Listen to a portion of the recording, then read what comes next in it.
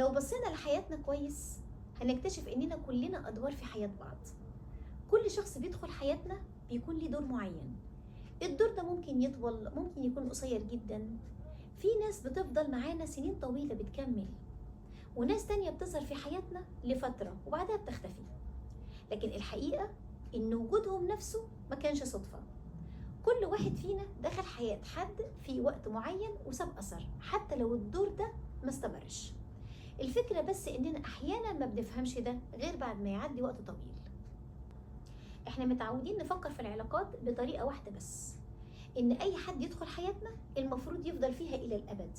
يعني العقد اللي ما بيننا كده عقد مستمر دائم مدى الحياة، ولو العلاقة انتهت يبقى حصل فشل، حصل خذلان، حصل خيانة، حصل مشاكل. لكن لو رجعنا نبص لحياتنا من البداية هنكتشف ان ده مش حقيقي. في ناس كتير جدا كانوا جزء مهم من حياتنا في وقت من الأوقات. الناس كنا بنشاركهم حياتنا بتفاصيلها بأدق التفاصيل، أكلنا وشربنا وخروجنا ودخولنا وأصحابنا وحبايبنا، وهم كانوا معانا في كل لحظة on time. لكن دلوقتي ممكن يكونوا خرجوا تماما من حياتنا، ومع ذلك الأثر اللي سابوه لسه موجود.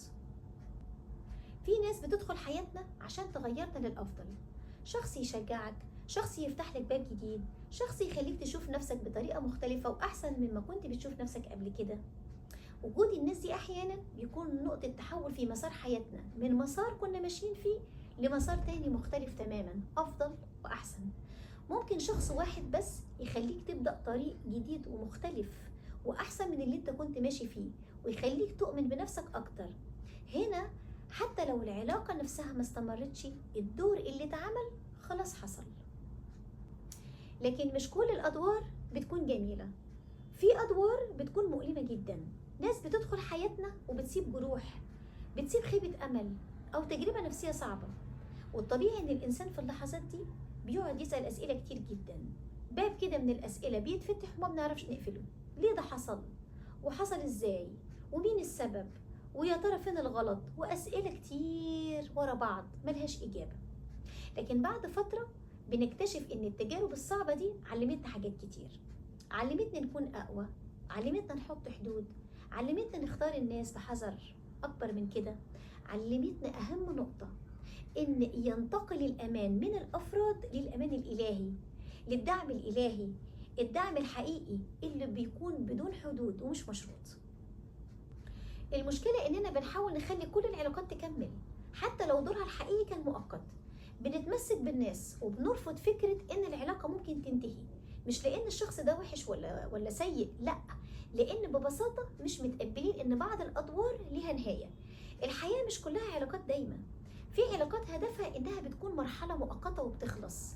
في علاقات هدفها إن أنا مثلا أرتاح في الجزء ده أو في الوقت ده. في علاقات بتبقى هدفها علاقات دايمة، وإن أنا هكمل مسيرتي مع الشخص ده مدى الحياة، ولكن بتبقى الظروف أقوى منهم وبتنتهي العلاقة، فبتتحول العلاقة إلى مرحلة، والمرحلة بنتعلم فيها حاجات كتير وبعدها برضو الطريق بيكمل. الحقيقة اللي ناس كتيرة ما بتفكرش فيها، إن زي ما الناس بتدخل حياتك عشان دور معين، انت كمان بتدخل حياة ناس تانية لنفس السبب. يمكن وجودك ساعد حد يعدي فترة صعبة، يمكن كلمة منك غيرت طريقة تفكير حد، يمكن وجودك في حياة شخص كان سبب في انه يتعلم درس مهم ودرس قوي في حياته. يمكن وجودك في حياة شخص أثقله نفسيا وكتر عليه الهموم بدون ما تشعر. وجودنا في حياة الأشخاص زي ما قلنا ممكن يكون بالإيجاب، ممكن يكون بالسلب. كلنا بنأثر في بعض حتى لو ما كناش واخدين بالنا. أقول لك في النهاية، لما نفهم فكرة إننا أدوار في حياة بعض هنبدأ نبص للعلاقات بطريقة أهدى.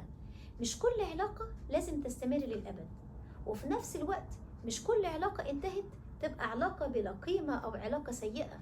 بالعكس، كل شخص دخل حياتك كان له أثر وكان له معنى في الوقت اللي ظهر فيه، سواء كان الدور ده دور جميل أو دور مؤلم. هو في النهاية جزء من الرحلة اللي شكلت حياتك، لأن الحقيقة ببساطة إحنا كلنا أدوار في حياة بعض.